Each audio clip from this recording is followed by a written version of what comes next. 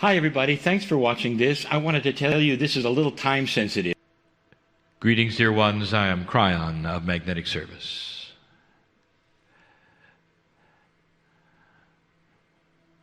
There's always a system. And in this particular case, the system would honor the old soul. Dear ones, we have said before to you, the ones who make the difference on the planet at this point in time are the ones who have the most experience. And when we say the most experience, we mean those who have lived again and again in the energy of what you call the earth. An experienced human being who has lived life after life, we call an old soul. I would like to tell you something if you didn't already know it. The old souls are the ones who are awakening. An old soul could be under 20, over 80, it doesn't matter. For the oldness refers to how many lifetimes you've had and how wise you are today because of it.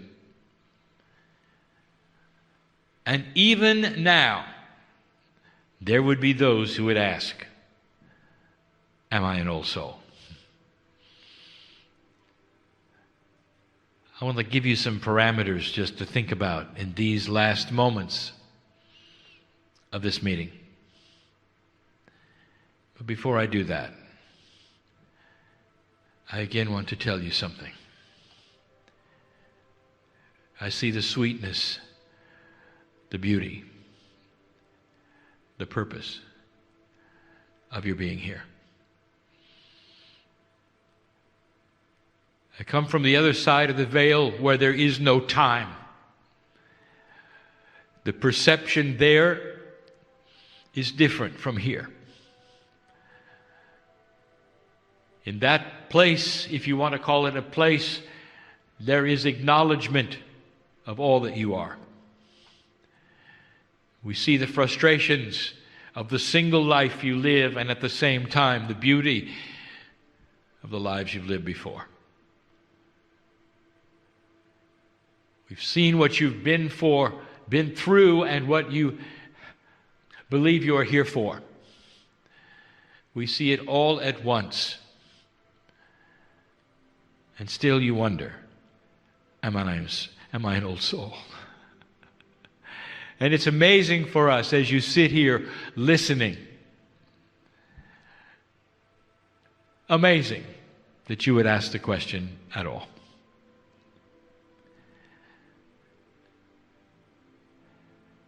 Dear ones, there is so much here that I want you to feel, that I cannot even speak of. I want this message to ring with truth, so you know who you are. I want to start a journey of you asking the questions to validate that which you already know at some level. You are an old soul. Let me make a statement. I know who is here, and everyone who is here listening to my voice at the moment in this room are old souls, all of you, every single one. There is such a variety in the length of time you've been on the planet, what you've experienced, the various cultures that you have been in, the battles you've been through, the reasons you came. I want to tell you the experience is vast, and it's not what you think. You're so linear. You think you came in life after life after life, and sometimes you were a sailor, and sometimes you were a mother, and sometimes you were a cook. That'd be nice if it were that simple, but it isn't. When I mean experience, I mean experience.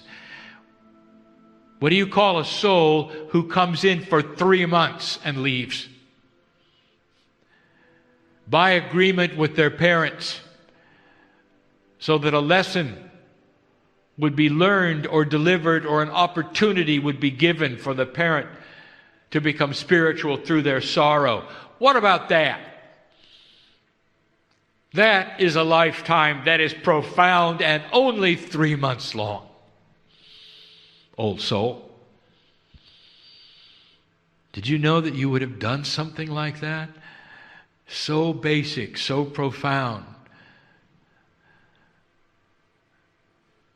and so meaningful.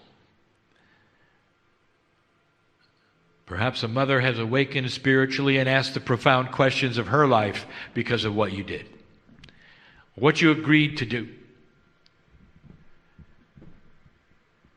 What about coming to this earth to only live till you're 19 and be terminated on a battlefield with a knife through you? And you might say, what good does that do anyone? I would like to say to you, dear human being, that every breath you take as an old soul on this planet is meaningful, is countable, is recorded, and beautiful. And some of you had to be on the battlefield as the ones who fell, and some of you had to be on the battlefield as the victors. And that is experience. And you might say, what possible thing would it keep us in a system of learning? What possible good does that do? Perhaps you'd remember it enough that someday you'd have the power within you to say, there will be no more battlefields, because it doesn't matter whether you're the winner or the loser. They're both low energy. That's experience, old soul. I want to give you the attributes of an old soul slowly, and I'm going to ask you for introspection. In other words, a word that says, I want you to analyze these things personally. Don't lie to yourself. Don't be in denial. I want you to sit and clear yourself right now. Old soul. The first reason you know you're an old soul is because you're here. You don't have a room filled with human beings who are simply curious. At this level, learning these kinds of things in this energy, it's almost all old souls. Did you want to come? Even if you were dragged here by someone who wanted you to observe what took place, I will tell you, old soul, that is synchronicity, no accident. The first reason you know you're an old soul is because you're here. Dear ones, what do you think about when we speak? Do you hear Kryon? Do you want to hear Kryon? Or are you thinking about dinner later? Be honest. Old souls are curious about so much. But when it comes to this energy, they're attracted to it like a moth to a flame. You recognize why you're here. And at some level, you want more. A sponge for the information you are, not through curiosity, but because it's beginning to ring with the truth of the age. That's number one. Some of you are starting to have what I will call profound remembering experiences. Now, you have called them déjà vu, a phrase which means I think I've been here before. I have the feeling of remembrance, although I cannot remember if it happened or not. And some of you are having that more and more. You will meet a person, and you will walk away from the meeting and you will be convinced you have seen that person before, only to turn later that you never met them. You go to a gathering and you meet somebody who is so friendly and so familiar and is so family, and you get their information and you're excited for this new friend, and yet somehow through it all you realize it's an old friend. You're rekindling that which is profoundly friendship and family. You've met a mother or a daughter in a past life. Men will meet comrades and those who somehow they feel an affinity to, and they will call them mates and chaps and whatever it is, and want to be with them. It's more than that. You find a similarity of consciousness. It's more than that. You're starting to remember. I'm going to call it Akashic awakening. More and more, you are led into situations that seem familiar and faces that you think you know. And yet, it's the first time. My partner has it happen when he leaves his home and goes to countries and cultures he has never been to and never seen, and there he meets brothers and sisters, and it's hard for him to leave. Many don't speak his language and can only be available through interpretation, and yet he looks in their eyes and he knows their family. He knows their family. Far-reaching as it might be, his experiences all over the planet are ones where he knows he meets family.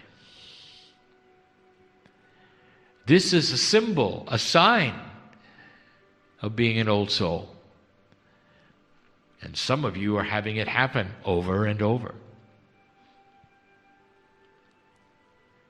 How many of you see 11:11 on the clock? Old soul. Did you know this is a delivery system to old souls so they know they're old souls? That's what it's about. It's out of synchronicity. By chance, you're not supposed to see those numbers that often. It is a system of communication, of love, that says, we know who you are, old soul. Perhaps you're a woman who has never had children, and yet at some level, you have, and you know it. You can feel it. Perhaps you're a woman who has never had children and you're not going to because you feel you've had children over and over and over, and now it's time for a rest. But you know what it's like, don't you? You really do. Old soul. You've been here enough time that your Akash rings with being a mother. It is the same for men. A man who is sweet-natured, a man who would never hurt another human being, knows at the deepest level that he's probably put a sword through a few and knows what it feels like at some level. Now, if you're a man sitting in this audience and listening to me, I challenge you to go there with me, because you'll feel it. You know you have. It rings in your Akash. It is part of your cellular structure. As sweet as you might be, as respectful as you might be, this time around, you know you have warrior inside. Now, if you really want to get esoteric, women in the audience, you know you have warrior inside as well. You can feel it. You participated on the battlefields of earth and you know it. Although you may not respond to being a male, you can respond to battle. You know what it's like to survive or not on the battlefield. So much history was won and lost so often by those with weapons. And all of you in the room have participated to the fullest in all of it. Sometimes you died for your God, and sometimes you died for nothing. But you've had the experience of knowing what it felt like to come and go quickly. And the next time around to decide whether that is what you're going to do again, or why not.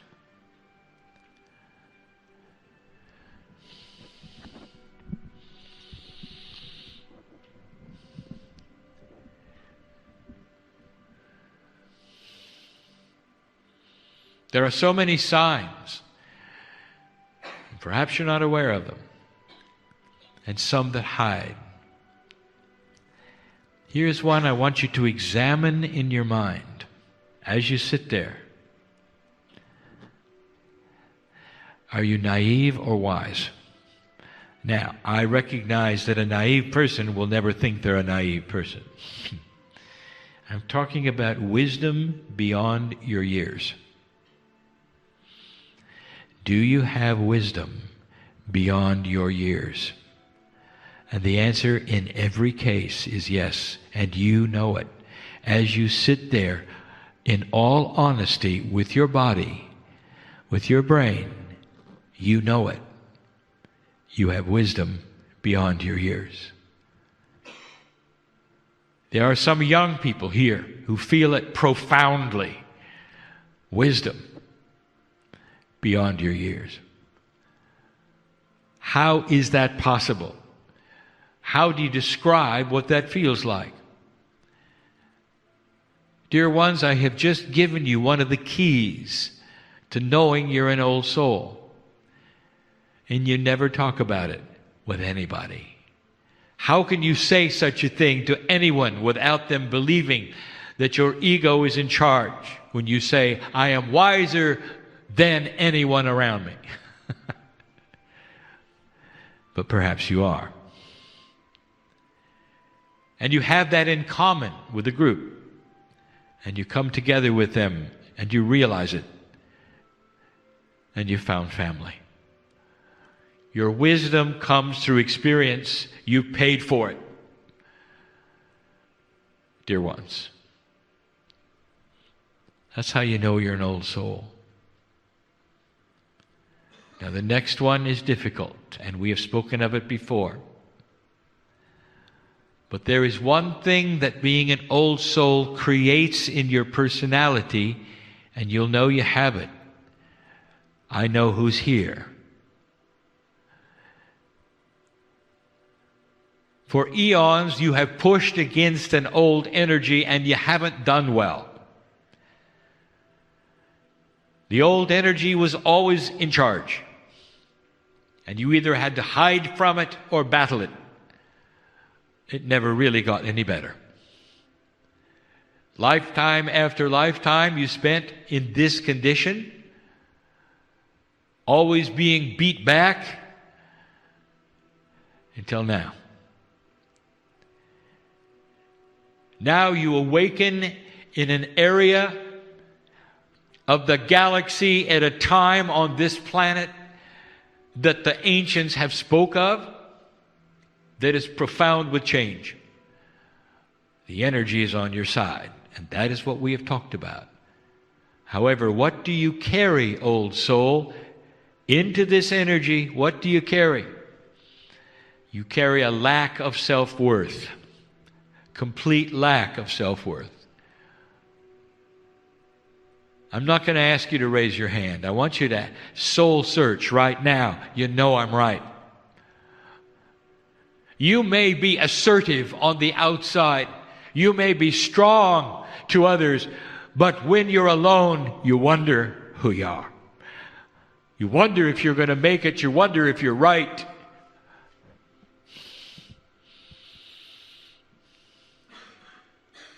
That is an old soul. Your experience alone has caused you to search if you're worth being here in this new energy. Your wisdom alone weighs all that is and comes up with this remark: maybe I'm not worth it to be here. And that's what you think about, don't you? Lack of self-worth is the attribute of an old soul. Now that is starting to turn around as you learn who you are, why you're here, and why you feel the way you do.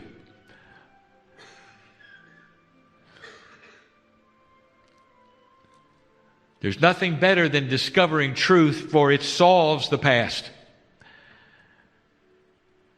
Discovering truth of the past also puts the future in perspective, and you start to have the self-worth that you deserve.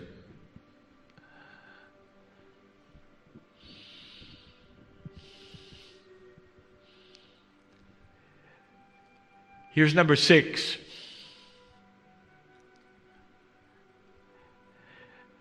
Discovering purpose.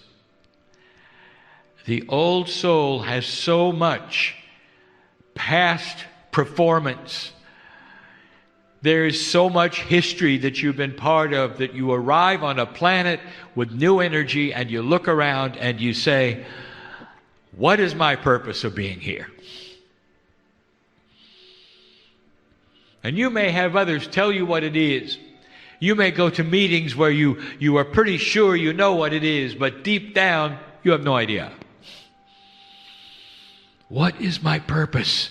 What am I doing? It's an esoteric question, because some of you, if not all of you, at some level feel unfulfilled by what you're doing. It's not enough. It's not perhaps at the right time. Or you've gone a different direction than you thought. Oh, old soul, it really shows that you are an old soul in a new energy, learning your way around again. For as many times as you've lived before, you've never lived in this energy. This is number 1. And so you feel a little lost, or perhaps the purpose is not clear, because the new energy does not give you the feedback the old energy did. You can't tell, because you can't trust what you feel. And so you ask the questions: am I doing it right? Is there something I should do better or more? I'm going to say this again. Old soul, as you begin to heal yourself from these attributes, your power really starts to show. You start realizing not only who you are and that you deserve to be here, but that you come in with so much experience. You begin to pull upon the experience. You may not even realize you are, but you are. Intuition becomes higher. You're starting to get advice for your own life, synchronicity on where to go, all based upon you being an old soul today. The ones who are just coming into the planet, dear ones, are surviving only. They don't have the tools yet. They will. But they're just figuring it out. What's it about? You know what it's about. You have the wisdom of remembrance. You're beginning to solve the problem, and we told you what the purpose was. We told you to relax and simply be here. We told you that it doesn't matter what you do. Here is a concept that does not work with what your parents told you. It doesn't matter what you do. Your light helps this planet. Your search for who you are helps this planet. Your esotericness sitting in the chair today helps this planet. The crystalline grid remembers what you're doing, and it will last for generations. You put into the grids of this planet the energy of the maturity of your lives. That's what you're doing right now. This particular new energy on this planet is like a sponge absorbing your energy, so that the next generations will have what you have learned as an old soul. There is a system here that's beyond what you think. Literally, while you're sitting in despair, wondering if you deserve to be here and what your purpose is, this planet is absorbing everything you've done and learned and is maturing because of it. That is the system that the old soul needs to know. Relax and be. Know that you're on purpose. Relax. Let synchronicity push you into the next thing, which will be benevolent and beautiful for you if you allow it. You've been through so many lives where you suffered. It's easy for you to think you're here to suffer. You're not. You're not. Parents, would you bring your children on purpose into a world so they can suffer with you? It doesn't make sense. It's not common sense spiritually. It's not common sense spiritually at all. You have to start using that intelligence that is spiritual, that would say, what would I do if I were God? And then at some level inside, there'll be a voice that says, you are. You are. A piece of the whole creation, you are. You can answer your own logical questions if you want. Finally, number 7. You would never think of this one. Dear ones, you don't know this one. You think this is obvious, and it's not. It's not. I can prove it. If you start talking to others about what I'm going to tell you right now, they'll look at you like you're crazy. Because the old soul in this energy has the ability to feel loved by God. And others do not. It takes a maturity. It takes lifetimes of experience for you to understand the benevolence of a creator and what that means inside. Now, here is something that I never said to my partner, and I reveal it here for the first time. He gave you the Kryon story. And he told you when he sat in the chair for the first time, he felt emotion. And that this was the catalyst that allowed him to sit in the chair again and again. Not only did he feel it, he liked it. He was not going to tell you that part. Because he knew what it was. He was an old soul, he is an old soul, and he was ready to feel the love of God, and he recognized family. And dear ones, the new souls don't recognize family. They don't understand the feeling that you have that's the maturity of being loved by the Creator. You're an old soul. If you can feel it, you're an old soul. Congratulations to all of you for being who you are. You are the ones to change the planet. In this room, you have come from all over in so many countries and so many languages. And you all have one thing in common right now, together. Old soul. You're going to change the planet. By your very presence here, light worker, The grid absorbs the light that you carry and have earned and brought to us. This is a system. And the new energy of the planet needs the old soul, the experience of the old soul, and the wisdom of the old soul to go into the grids so that those born in the future will have that which you have taught them through living your lives. A system that is esoteric, difficult to describe, and profound. Think of it. By living here today, you imbue into the grids knowledge for future generations.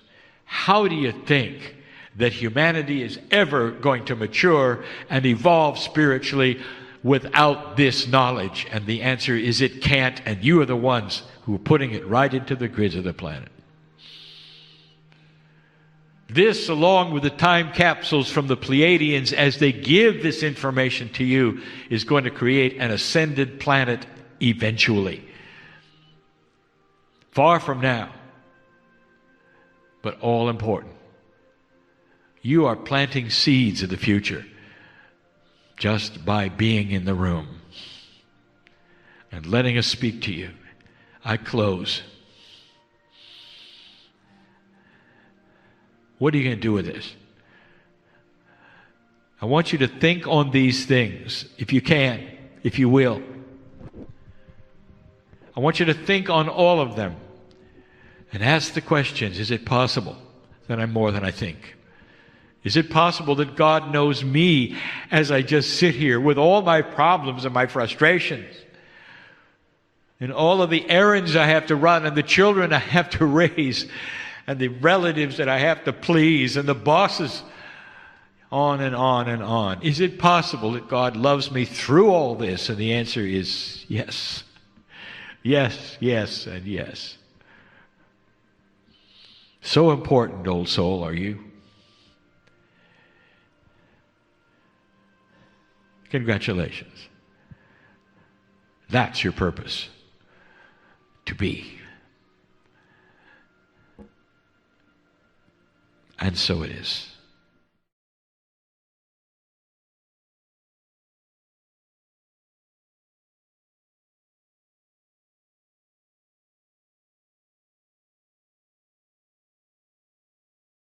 Hi everybody, thanks for watching this. I wanted to tell you this is a little time sensitive.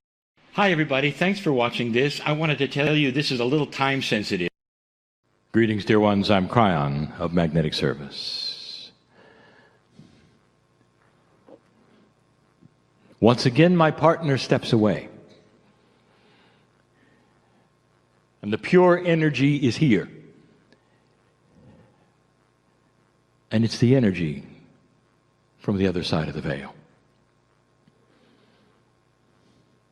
It's not what you expect.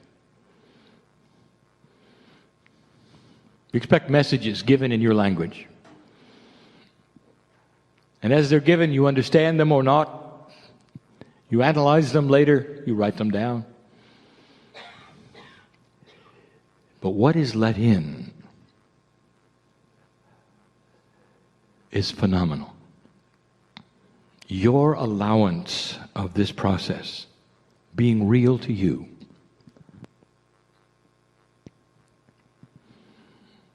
allows an immense amount of what you think is energy to be passed to you.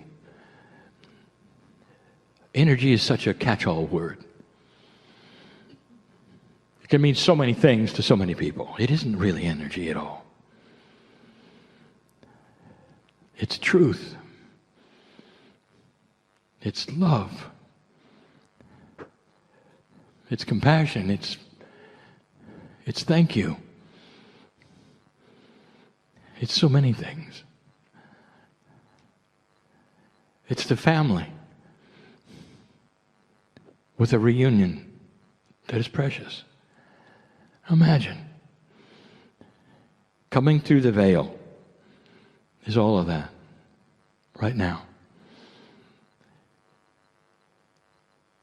And the human being is asked to see what you can, recognize and feel whatever it is specific to you. The old soul is unique. You have a unique path. Your future is unique. The past is unique. There's nobody, no soul group like you in the galaxy. So each one of you is on a different path, and each one of you has different things you're learning. I cannot sit here, nor any other channel, and give you a stream of words in your language that's going to suit everyone in the room. Instead, the love and compassion comes flying in with what we call the third language, and it sits upon you and educates you and loves you and holds your hands. That's unique for each one, and it whispers, in this wind of change, I know your name. In this wind of change, I know your name. I know who you are, why you are, what you've come with. I know the difficulties. I know the trauma. I know the joy. And it's unique to every single individual, including my partner. Unique, different, special. Each one of you. There is no human on this planet who doesn't get this. But the old soul is the one who can pick it up first. You've spent your lives in spiritual work in so many lifetimes and awakened in so many lifetimes. And so this particular third language starts speaking to you. And you start understanding it's a real communication to you. This is going to become more acute, cognized better with old souls who can count on this without a channel. Grabbing it themselves when they meditate, even when they don't. Starting to hear it, understand it, at an esoteric level. And it'll guide their lives in the future. Channeling eventually will be a thing of the past. As humans evolve and they become their own intuitives. And they don't have to have someone sitting in a chair, passing information through a translation medium, like you hear now. This is where it's going. And the old souls will lead the way, be the example, like they have in the past. Except in the new energy, they will be seen as teachers. They will be honored as balanced ones, as masters. Masters not as the ascended masters, but masters of life, balanced. Somebody you want to be with, somebody who has answers, somebody you feel peaceful around. Dear ones, the last two channelings that I've given in your country are related. And this last one is related. If I had told you there was a trilogy of information, it would have been incorrect. Because each channeling will stand on its own. However, the three together will complete the information that the other two have. And that's free choice, is it not? To listen to three, to listen to one, but not having to listen to all three, but understanding that if you do, the picture will be clearer. So this is the third of three. For those of you who did not hear the first two, they're all about the energy of today, dark and light, duality and Akash. In the first channel, I told you about the truth of you. Duality is becoming more contrasting. If you take a device which will represent a photo, and you turn up the contrast, the darks will be darker and the lights will be lighter. The black's blacker, the white's whiter. And that is what we told you in the first channel that is happening with duality itself. And it's becoming troublesome for many. Those who don't understand what is going on the planet and have been light workers and old souls, even those in that which we would call the business, reading, channeling, healing, if you don't know what's going on, it's going to be frustrating. We told you this. There are those in this audience right now, not the ones just listening, the ones sitting, who are frustrated, who are stuck, who can't get a grip on what's going on, who have been trying for a long time. Nothing is happening. I'm going to address that in a moment. Those listening, you too. Duality becomes more contrasting. The negatives are more negative. The positives are more positive. But human nature sees the negative first. And so there's fear. And the fear then develops into greater fear and more worry.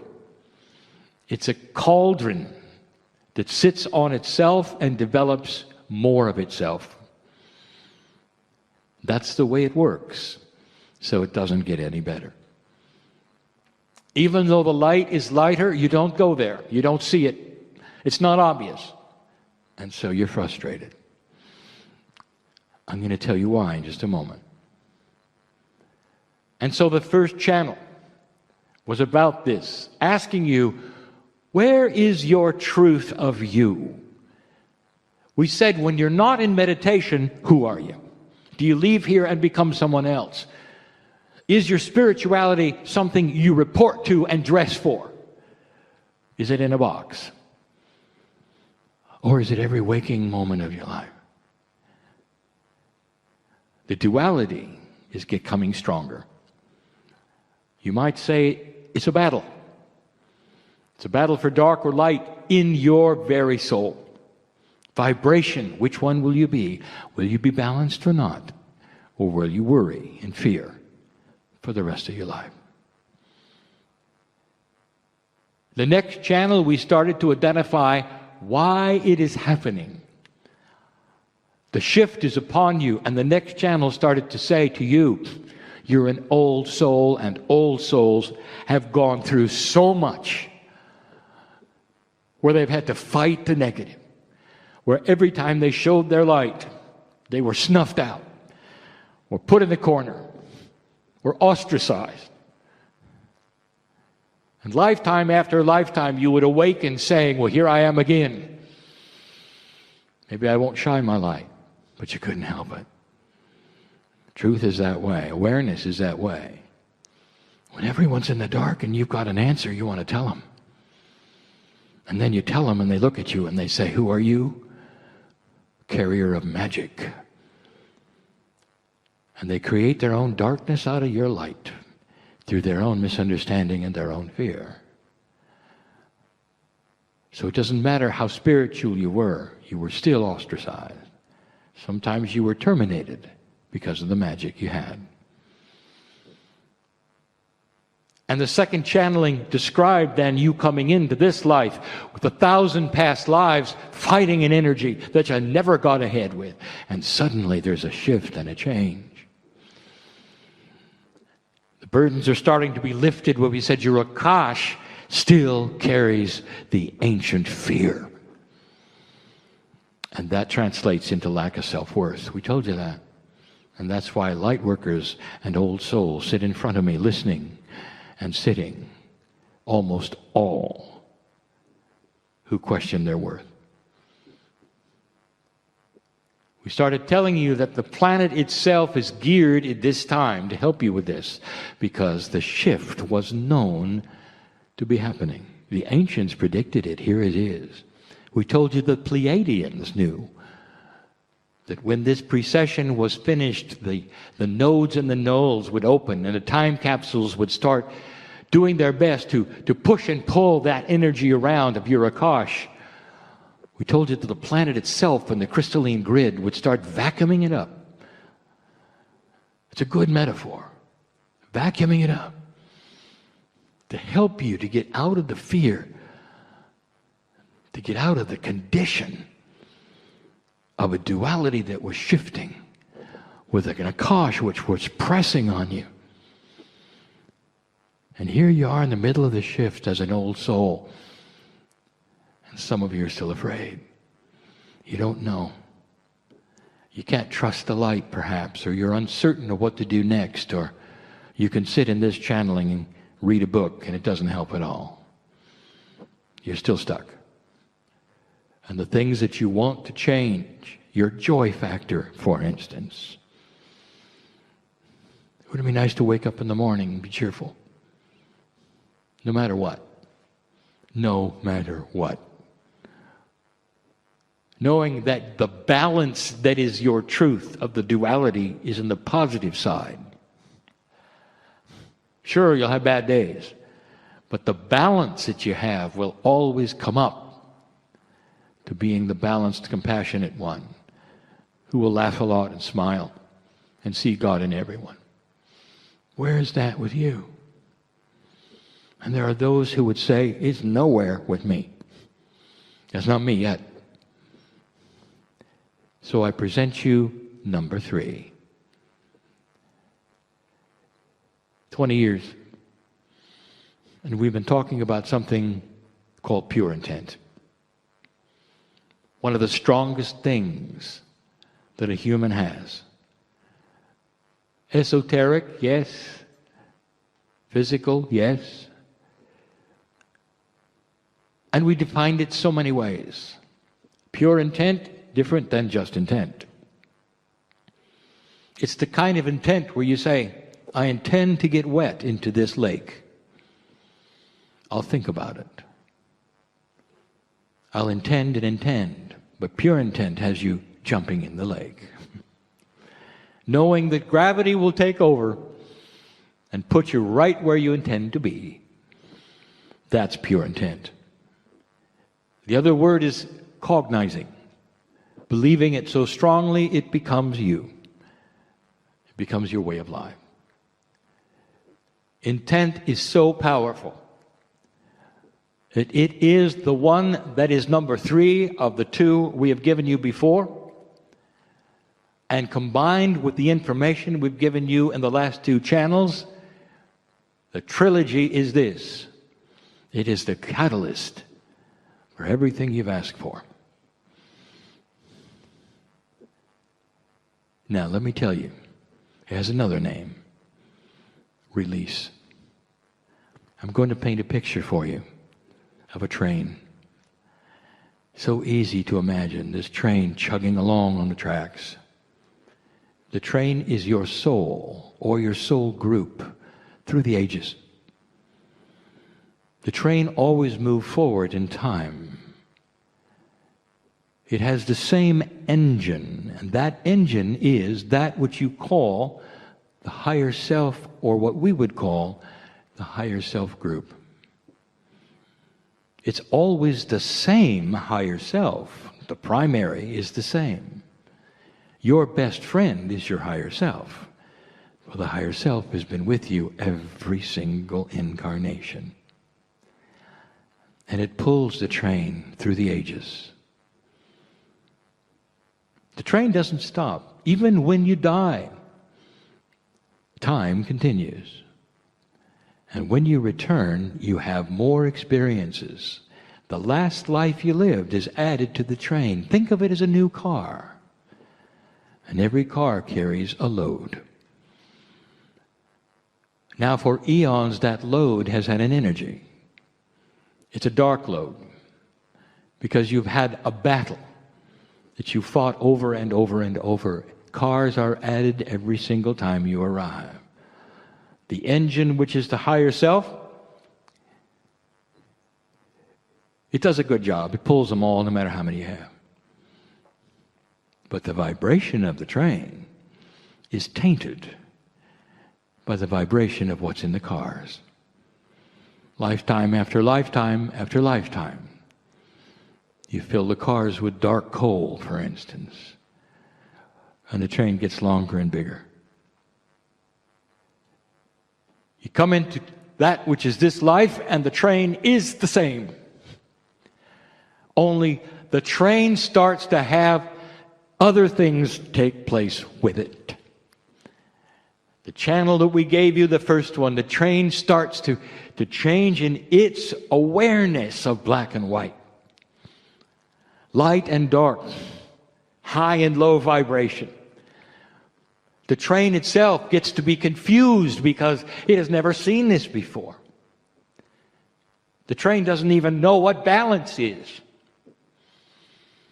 In the second channel, we told you that the track itself yells at you, let me help you, let me help you. That's Gaia. The energy around the train, which is the field, reaches out and says, let me help you, let me help you. And all you can see is cars, thousands of them filled with dark energy. And you sit there and you say, I don't know. I'm not getting anywhere, I'm stuck. All of this is so confusing. Dear Spirit, help me. And now I want to tell you, I want you to reach down and see that beautiful engine of the higher self. And I want you to throw a switch and release all the cars. Oh.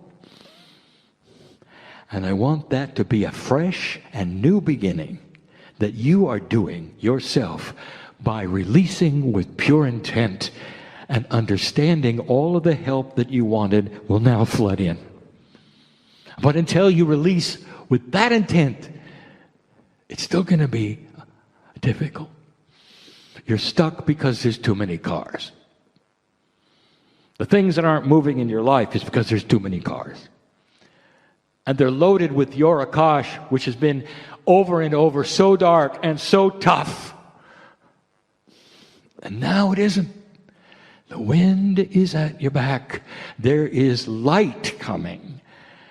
Color is coming in a black and white world. You are positioning yourself to be in the right place at the right time, but not with those cars.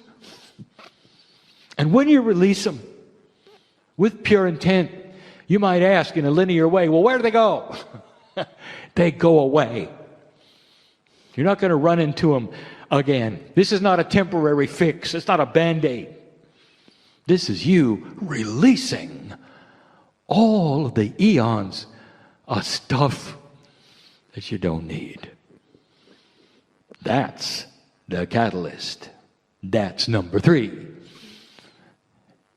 I want you to take this channel and listen to it again, and listen to the other 2, and put this together and connect the dots and be free.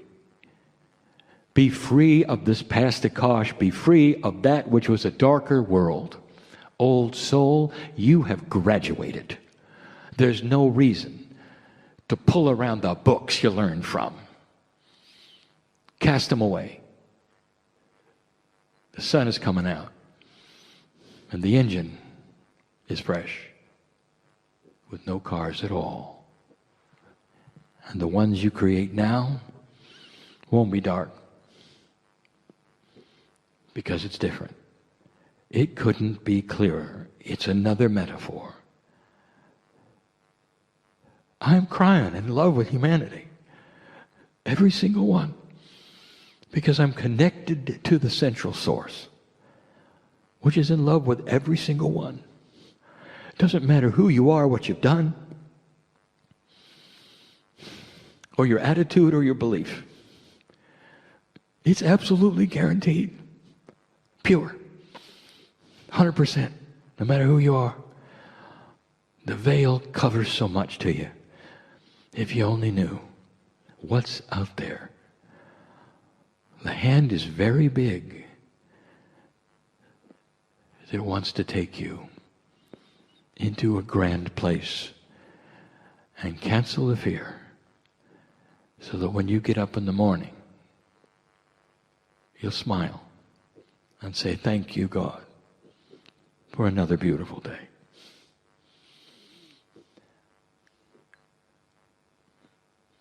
And that's enough for now. And so it is.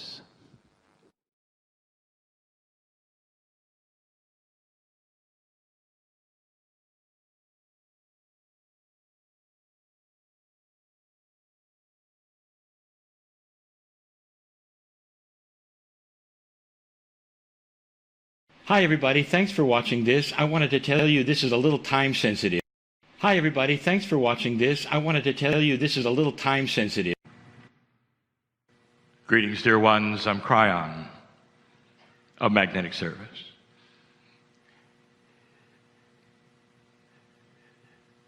Spirituality meets science, you say. Or science meets spirituality, you say. And in these closing moments, and they won't be long, I want to give you the rest of the story. An explanation for some of you that you've been waiting for 29 years. And some of it's science from a channeler. It starts to shake hands in a way you didn't expect. It creates a coherence of consciousness and belief, understanding of something that so many had no idea of. No idea. I present in just a moment even a question to the science. The ones who are here, the ones on the stage, and I take it to another level. I'm asking my partner to go slow because I want this to be correct. 29 years ago, when my partner started to channel Kryon, me, this consciousness in the field, which represents perhaps the voice on the other side of the veil that perhaps is connected to a higher source, perhaps even that which is the creative source. 29 years ago. And when I came in, I announced to my partner that which he didn't understand and those around didn't understand. Comical to some, to many, even to my partner for a while. I was the magnetic master. He laughed. He didn't understand. He accepted it. He didn't understand. And now I'll tell you what it means. Dear ones, the scientist Greg, who just left this stage, pointed out something absolutely remarkable. Proof, absolute proof, that human consciousness changes physics. That is a metaphysical reality now. It used to be postulated by those who would call themselves the pseudoscience of the New Age. And now the satellites operated by the government have shown it to be true. And what was the driving force behind that change in the microtesla measurement of the strength of the magnetic field? And it was compassion at 9/11. So there is an absolute correlation, is there not, between that which is the physics of Earth, magnetics, and consciousness and compassion. They're linked. They're linked. For the first time you saw it. They're linked. Now follow this logic for a moment. Does it make sense to you, perhaps, that the magnetic grid, therefore, Gaia, therefore, might be a partner with humanity? Does it make sense that perhaps the field itself is something that can be touched through the heart? You got it measured with satellites, dear ones. For those of you who doubt the channeling or anything about it, I'm about to give you some facts, and I will explain the magnetic master. When I came in, the first message I gave my partner, the one that was recorded over and over, the one that made the book in 1993, the reason I was here was to adjust the magnetic field. I told you that the magnetics of this earth, as measured by a compass, not the strength, the alignment, would change more in 10 years than it had in 100. And those who paid attention know it did. It changed. And during those years, you might remember something. Those mammals who would beach themselves constantly, where they never did before. The whales that would go into the surf, where they never did before. And then you find out later that they navigate with their own compasses inside themselves. The magnetite in their very brains is a GPS that they use. And when the grid started to shift and the compasses started to also show it was shifting, even the whales didn't know. How many of you realize and remember that runway numbers in airports are compass headings? Now go do your research. How many of them had to be repainted in the last 29 years? And the answer is most. Most. Because the realignment of the magnetic grid, be careful, my partner, the realignment of north, not the strength, the realignment of north and where it positioned changed the angle of the toroid. If you're into science, if you paid attention in the last hour, I just gave you a secret. You were heading into, that was the precession of the equinoxes, and in the field we saw you making it. There was no question. Oh, it was in the late 80s and I arrived. You were making it. The Soviet Union fell over. Disarming so much that was there before. You were going to pass the marker, just like the ancients said. There was so much excitement in the field. I'm telling you something. Listen. And the magnetic grid had to be realigned because you were going to stay. And the realignment caused a correlation between that toroidal shape, and you.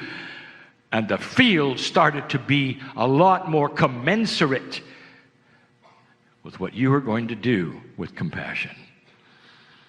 This is why I came.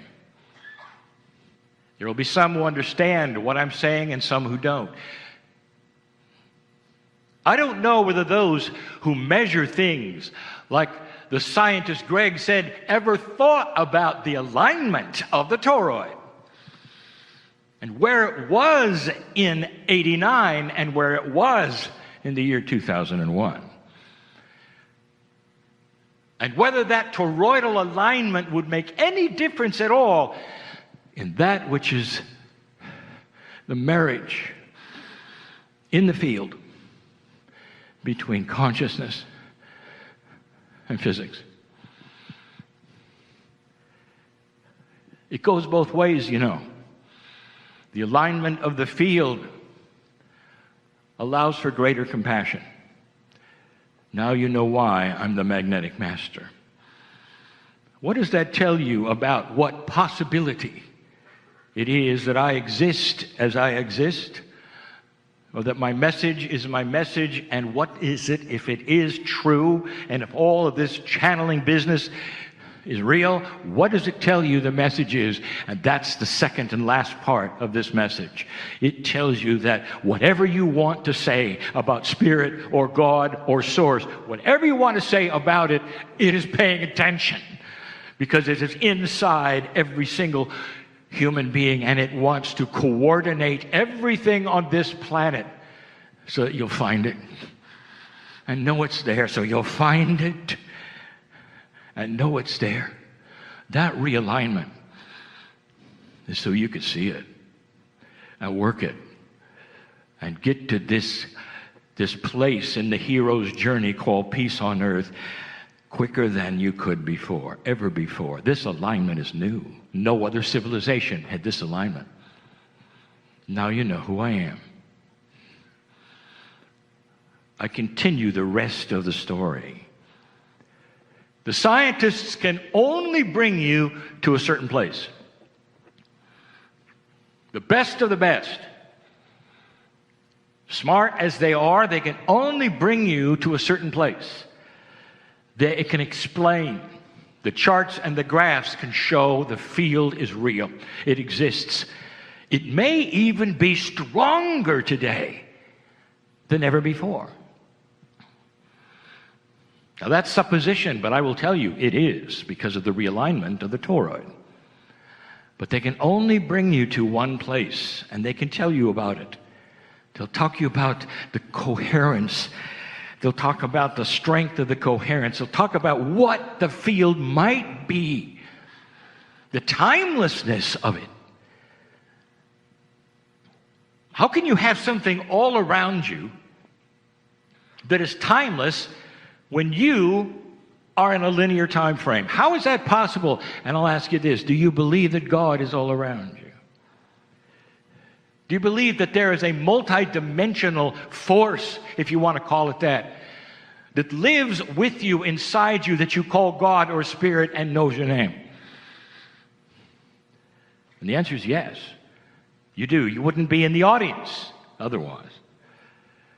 And so the explanation of the field starts to sound like the explanation of Spirit, doesn't it? Just a little. They only can take you to one place. They talk about the void. What is the void? They want to put you in the void with meditation so that you can at least understand that there is a place you can go to which has love in it. But they can only take you so far. I want to take you the rest of the way. I can do it if you believe it. If you're tapping your toe and hardly wait to go to dinner, this isn't going to work for you. Give me 3-4 minutes, just a few minutes, to try to explain to you what actually is in the void.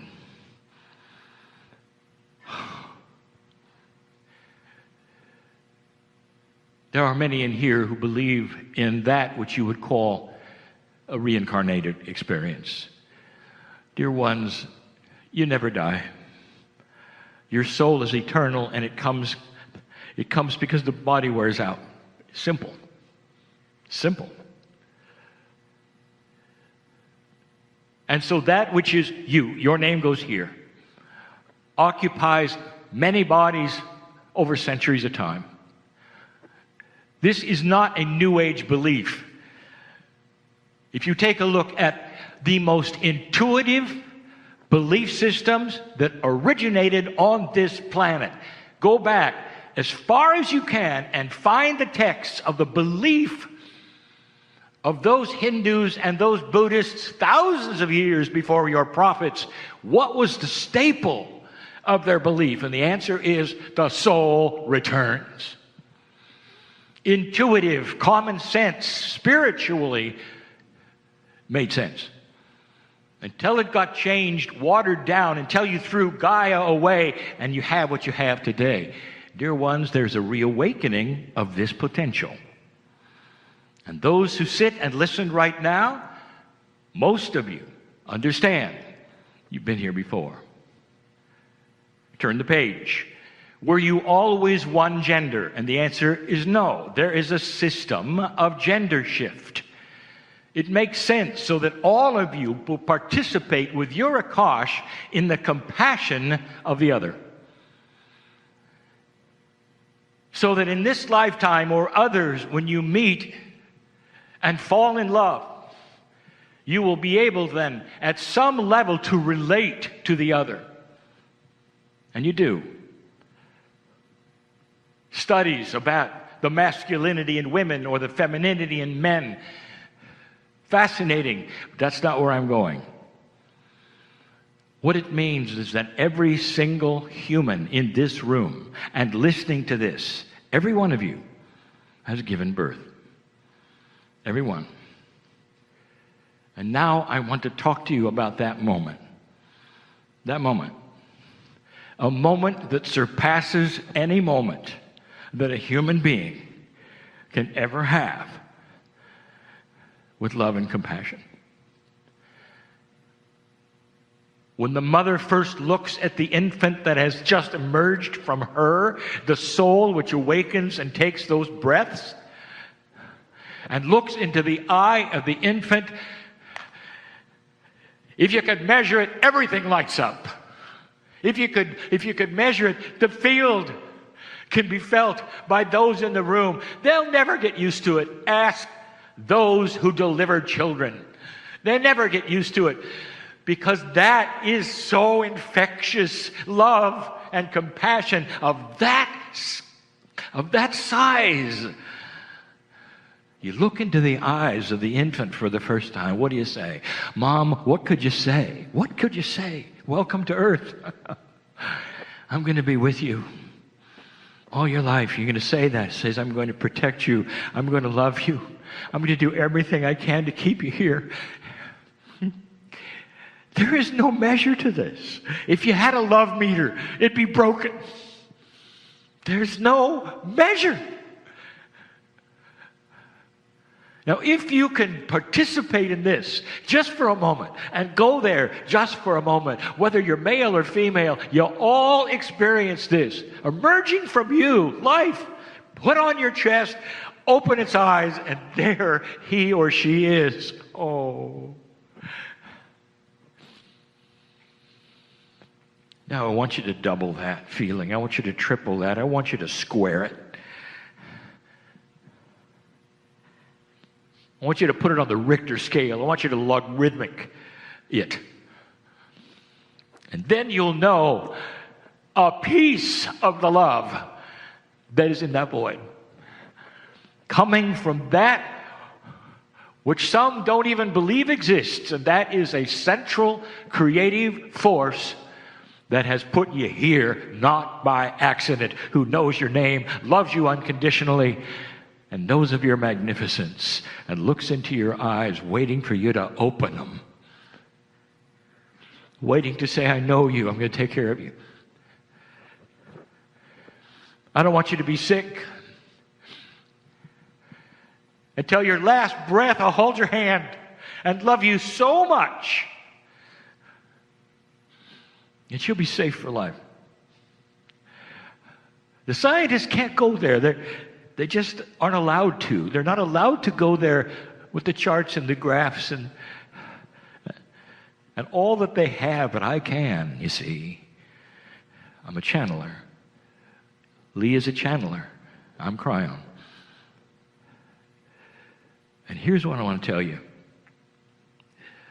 Not only does this love exist, listen, use the logic. If you can love a child the way you do and it goes off the scale, what do you think is the scale of the love of God for you? And something is happening in this new energy. And here's what I want to get to. This love, this amazing discovery that there is a hand out and waiting for you to take it with free choice. This discovery that you have to make is stronger in this energy because of this realignment of this grid, because of this angle of the toroid, in this science, in this coherence than it's ever been before. And it calls to you like it never has before. And that's why there are so many people in this room and listening to this. These meetings didn't have this kind of attention before, did they? 30 years ago, did they? What has happened recently to bring you to this chair to even listen to this possibility? You came for science, you're getting love. And then you find out that love may be a complement of science. Did you ever see a tree that had the sunlight just perhaps coming in a certain way and only for a little while, and you see the tree then over a period of years start to bend to the light? That's what I want you to know. Due to this realignment, due to these studies, due to this now correlation between consciousness and magnetics and physics, due to all of this, you're starting to bend to the light. You're starting to see it. You're starting to want it. You want to know more about it. You can't define non-linearity. By its own common sense definition, it's tough for a linear mind to define something that is not linear. And so the plea is this: don't figure it out. Let it be. Go ahead and figure out the charts and graphs, dear ones. That's why you came. But draw the line when it comes to that, which is the incredible love of God for you in this moment. Your name is known. You're not here by accident. Don't figure it out. Don't say how much, when, where, what do I do? Which way do I face for this to happen? How many steps do I climb? Do you say that to your infant? Looking in his eyes, her eyes, did you say, I'm going to take care of you, but you're going to have to do some things for me? No. No.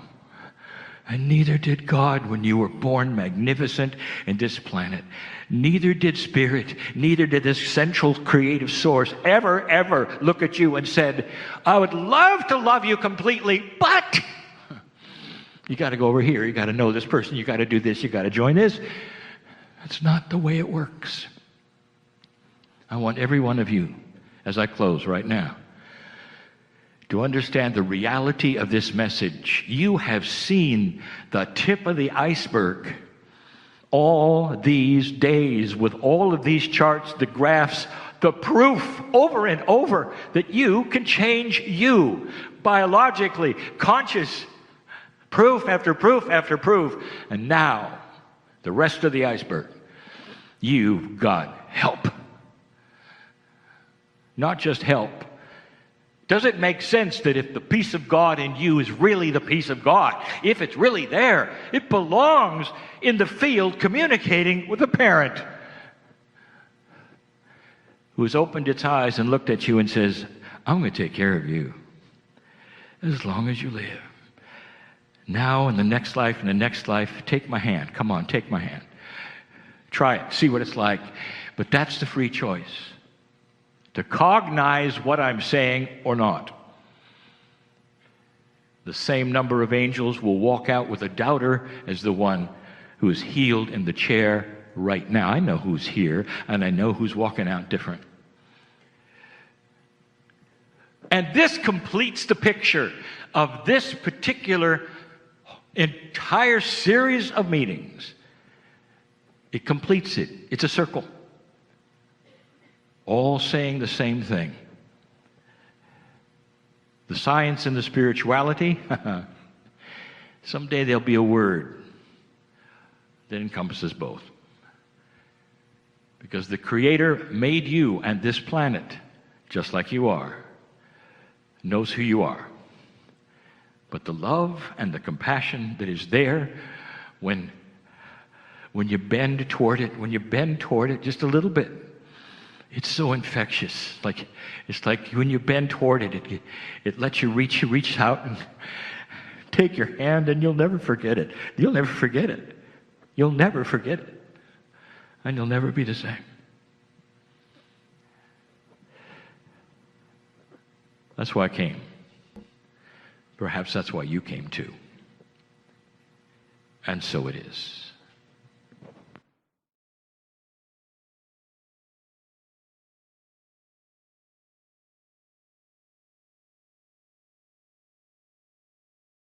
Hi, everybody. Thanks for watching this. I wanted to tell you this is a little time sensitive. Hi, everybody. Thanks for watching this. I wanted to tell you this is a little time sensitive. Greetings, dear ones. I'm Kryon of Magnetic Service.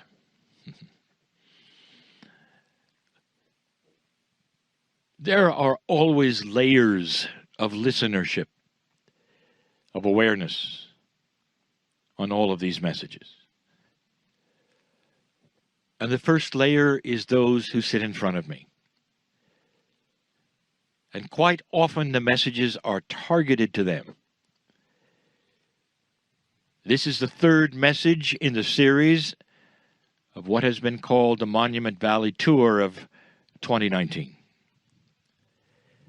I say that because those listening might not always get the time reference, or the place reference, or the sequence reference.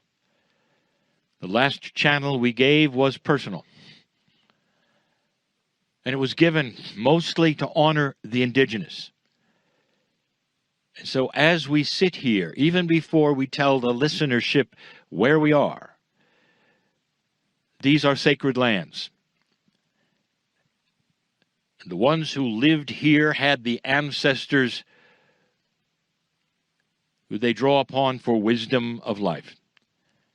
And we recognize them yet again. And we ask permission of those ancestors for this message. A message that's not necessarily about the land this time, but a message of love and compassion, and one that I've given before in many ways. And so yet again, I work my way to that message through that which we've experienced yet today. This group sits here in the sun, in a cool day, in a hill that overlooks the majesty of the land.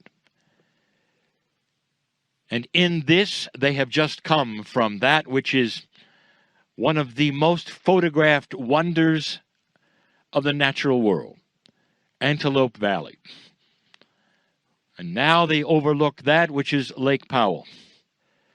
Beautiful, still, the colors are rich around them, and they all shout that nature is beautiful. And there's much to learn from it. Dear ones listening past this group, if you saw photographs of Antelope Valley, you'd know, oh yes, that's where they are. Well, the photographs are worldwide. It's a canyon that changes dramatically with the seasons, with the position of the sun, and is never the same.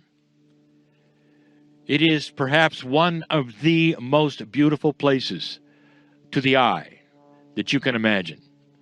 And as I've said, one of the most photographed. It is open 365 days of the year, and multiple hundreds of tourists pour through there. Did you ever wonder what the indigenous felt when they discovered it? Did you ever put yourself in that place? What would it have been like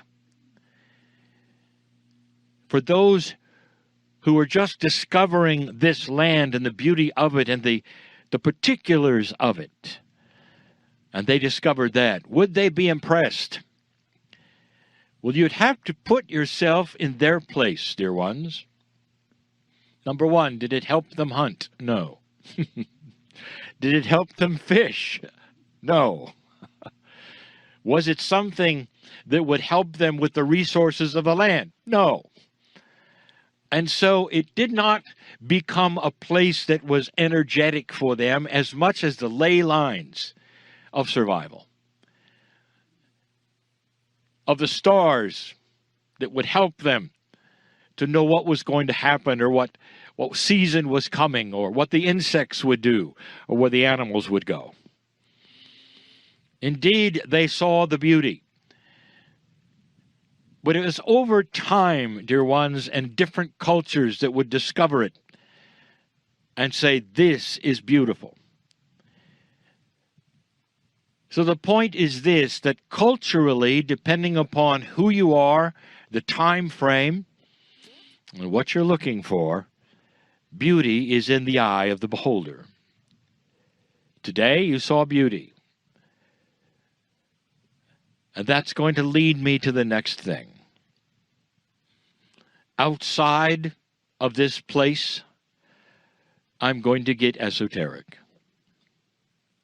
What is beauty to God? Many of you put your hands on the walls of the canyon, and inside you felt the energy. What were you really feeling there? If it was not all that important to the indigenous, what is it you were feeling? And I'm going to tell you, it's the thousands and thousands of those from all over the earth that went through there and gasped at the beauty. It was the honoring of nature and the canyons over the last 100 years. That's the crystalline grid. It remembers the honoring, and it imbues that into the granite and the sandstone. And so when you put your hands on the walls, you feel all of those who have come before. And you feel the beauty and the honoring of nature back. Because as you honor nature, as you sing to it, it eventually will sing back to you. How does God see beauty? Well, let's start here. I'm going to give a demarcation. One is this side of the veil, and the other is the other side of the veil. This side of the veil will be humanity in general. The other side of the veil is that realm where the Creator is, where the angelic beings are, where multidimensional energies come from. The veil has been described so many ways by so many historians that were spiritual. A veil is that which you cannot really see past because it's hidden from you. And there are those who had said that veil is set and never moves. That veil on the other side is where God lives, if you want to use that terminology, which is incorrect.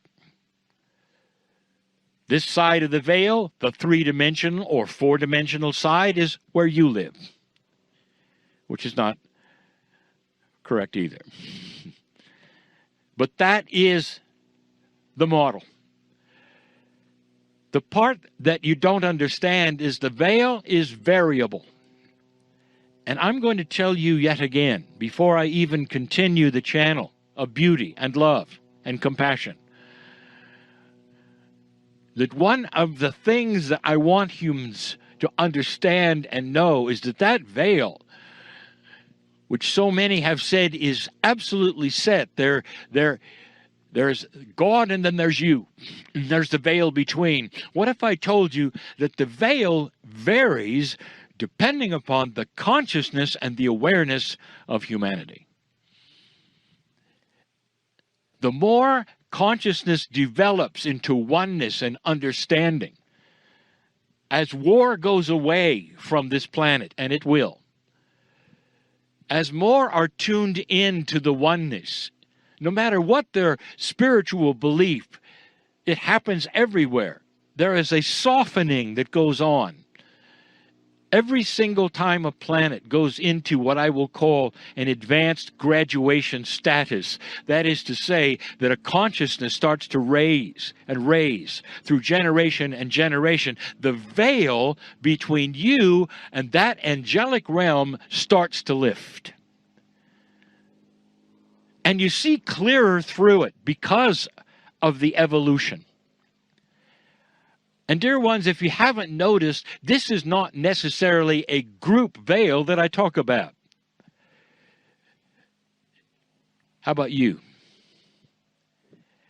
When you started to awaken to the potential that there was a larger truth, when you started to awaken to perhaps a potential of oneness, an awareness that all humans had the right to worship, and you could love them all no matter what, because in basic terms, they all want the same thing. They all have families. They all have to survive. They all love, and they all have compassion at different levels. And an advanced awareness or an advanced human consciousness is going to awaken to those things. That there is a oneness with all other humans, no matter what their culture is. Let me ask, did the veil start to lift for you? And the answer is yes. Because suddenly it was all right to be more aware of things that were outside of the reality of what most people would believe. And I'm not talking about strange things or occurrences or visions. I'm talking about the feeling that you were in touch with something higher than you were before. And I mean in touch. I mean on a daily basis, you were able to get help and feel the love from the other side of the veil. Dear ones, 80 or more % of this planet believes in the afterlife, believes in the Creator, believes in one God. And so you're all set up to understand that there's a separation between you and that which is more spiritual on the other side of the veil. So humanity in general is aware of that. But the ones that I speak to right now, so many of you who have had that experience, a lifting of the veil for you. So it's individual as well as humankind potential. What I've told you for 30 years is that the potential for human evolvement is here.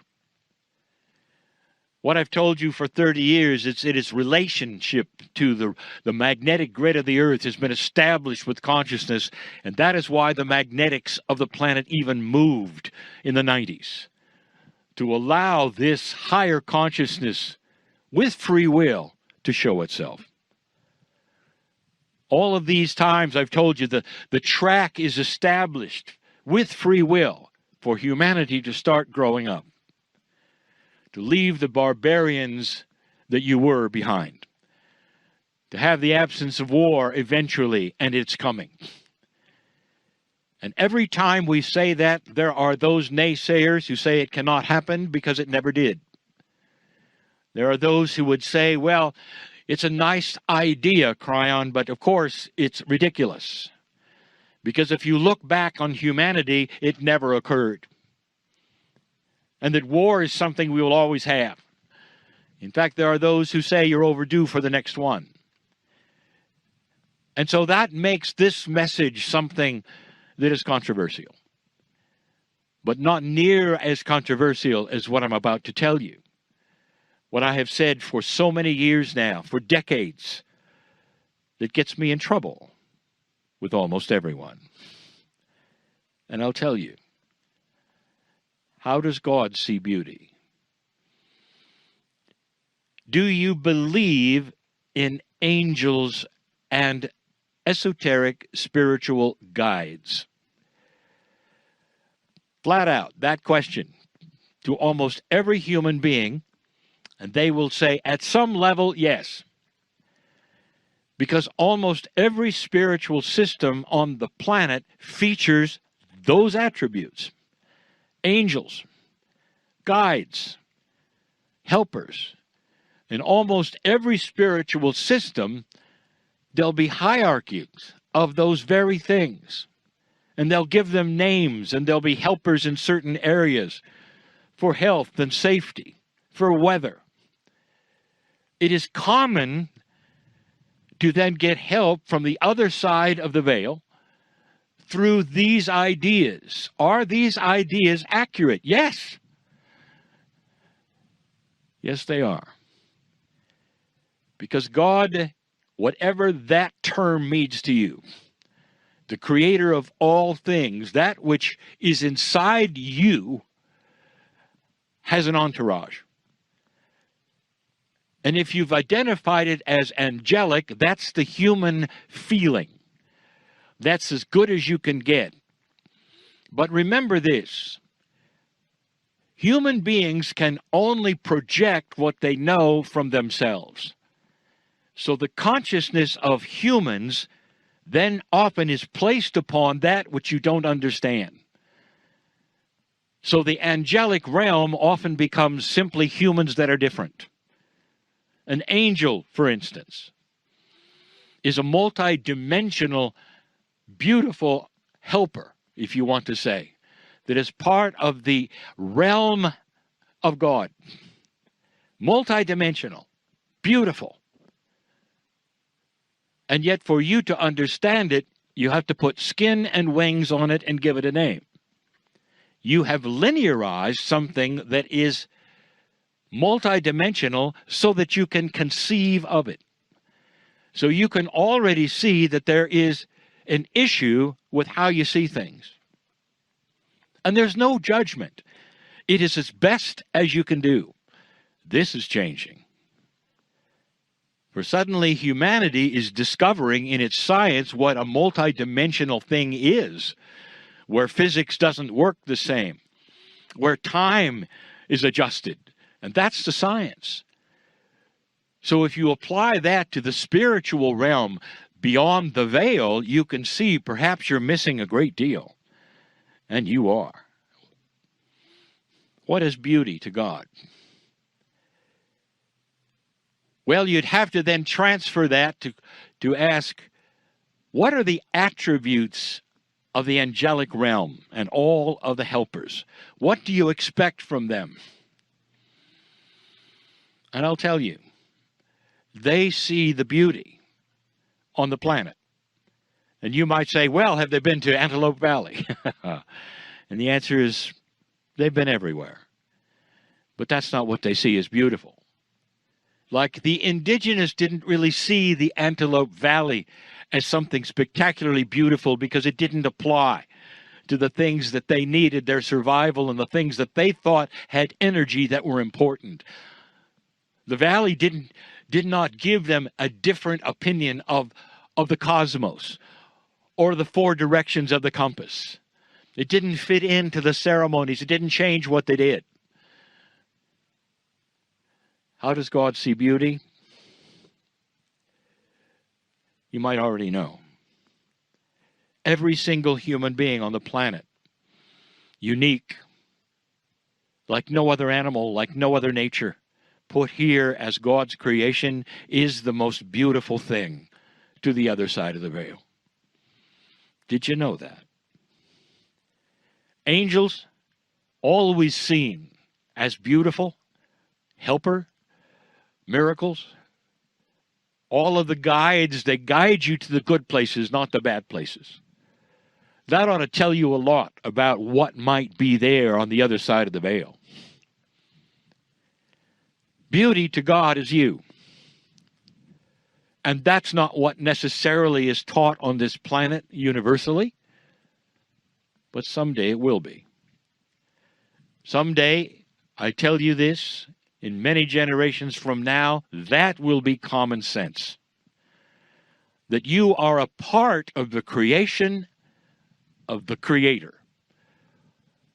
And there's not that much that separates you from the angels, except your consciousness and how far it will take you. If I told you that embedded in your DNA was angelic energy, I would get in trouble yet again. Because there are those who say, no, embedded in your DNA is horrible things. Things that you're going to be punished for. And this is where I want to tell you something, and I'll say it yet again.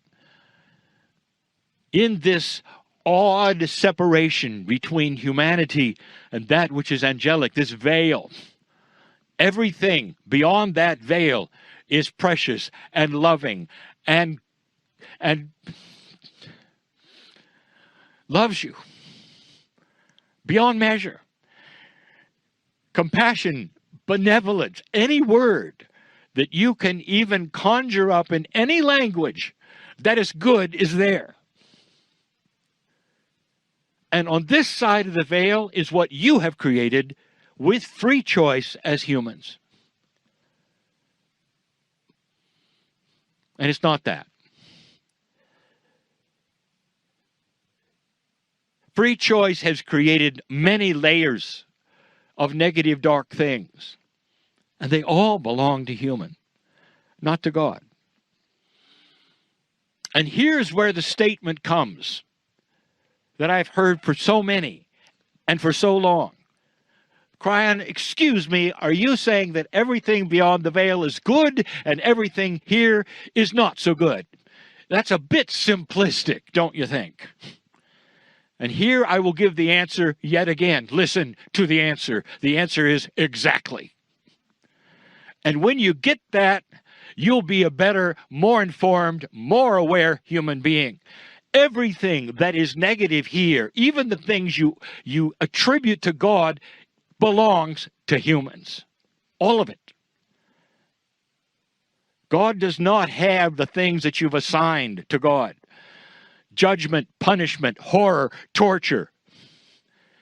The afterlife, even of children, going to a place where you burn them alive every day. You think that's God?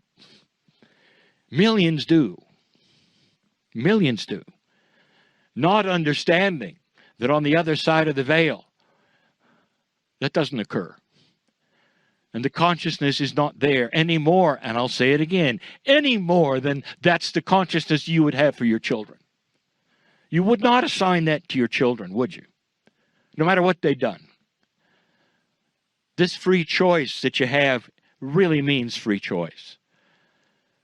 Free to take this planet anywhere you want to go. You might have noticed that Kryon does not give current advice over things that you do to yourselves. Whether it's all the controversy of the various types of radio frequencies you have in the air, or the chemtrails, or any of the things that may or not be affecting you.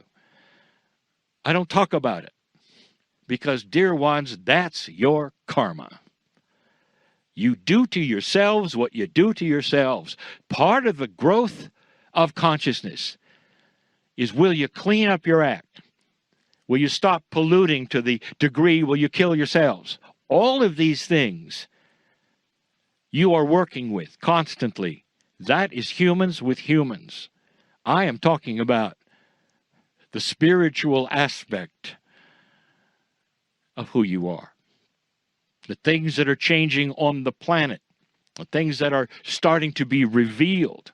Don't you find it interesting, yet again, that some of the darkest things that you've done to yourselves, or that's in your society, that have been there for hundreds and hundreds of years, are just starting to be revealed now? Don't you find that odd? I'll tell you, this is all related to the shift of the magnetic field, to 2012, to an increased consciousness worldwide over dark things, starting slowly to clean things up that used to be uncleanable. And that includes some things that are coming, and you'll see them, and you'll see them. And this, dear ones, is the proof that humanity is starting to accelerate its involvement in general. And I sit in front of a group of people in this beautiful place, and those listening who can just imagine what this place is like, who are starting to see it in their own lives. Exactly. God is good, benevolent. There is much love for you. You are seen in the eyes of all of the entourage on the other side of the veil as magnificent. The soul that is in every single human being is forever and is part of God. That's where the soul came from. That's where it goes back to. And you're here for a little while. This is temporary. All of it. As beautiful as it is, as short as your life is, it's all temporary. Home is where the good stuff is. There'll come a time when the veil will blur. And there'll be the realization that the angelic realm is starting to be available. And then there will be a more firm affirmation that perhaps it's inside. Kryon, you speak in riddles. No, I don't. Not really. Any more than the riddles of the indigenous have to be figured out because they work in metaphors. So do I. But you have to examine these things to understand a little more. Death has no sting, dear ones, except to the ones left behind. And I want you to realize that and understand that. That every single one of you will take a last breath again. And every single one of you will awaken within a short amount of time and hear the music. And see that light. And you'll know again, whew, I'm home again.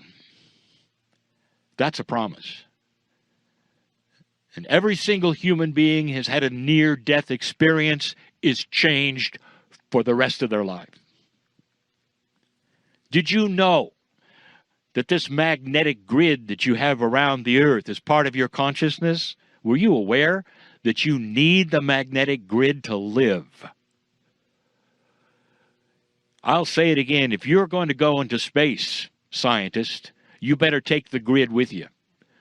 You better assimilate it somehow and take it with you. You ought to study it to make sure you understand what it's doing, what it's not doing. Because you can only go so long without it before your body starts to deteriorate. I've never mentioned this before, not like this. There are a few men who have gone beyond the grid as astronauts and spent time. And they were changed forever. And some of you can find this in books and interviews where they go out as astronauts or military or scientists and come back as painters and artists and poets. And you might say, well, what has that got to do with anything? I just gave you something to think about regarding the magnetic grid of this earth and reasons for it and how it's tied in to you, to the indigenous, to the land, to the other side of the veil, to the angelic realm, to what's going on in the shift right now. You are the Antelope Canyon to the angelic realm. They line up to see if you're listening. Some of you are, and some of you are not. But it does not detour them at all. These helpers, these angels, are next to you all your life. And with free choice, you may find them. And with free choice, you may ignore them. And there is no judgment. Because again, we'll see you, and the party is real. The party after life is real. The big aha is real. When you awaken and realize you are part of the angelic realm, and all that is here is artificial to some degree, a test to some degree, and temporary until that place where the veil is no more. And you as humans are one with your higher self. I've seen it. It happens in other places of this galaxy. It's even the reason you're here. That may seem a mystery to you for now. I give this message in a place where the ancestors smile. And they say, this is the message we have always given to the indigenous that are here, who know they are part of the four compass headings and are part of the stars and the cosmos and of nature, and play their part in a dance with the elements that keeps them surviving for century after century after century without any depletion of nature. Being one with these things is the most wise thing you'll ever learn again. That's it for now. Leave this place knowing you're magnificent. Truly. And so it is.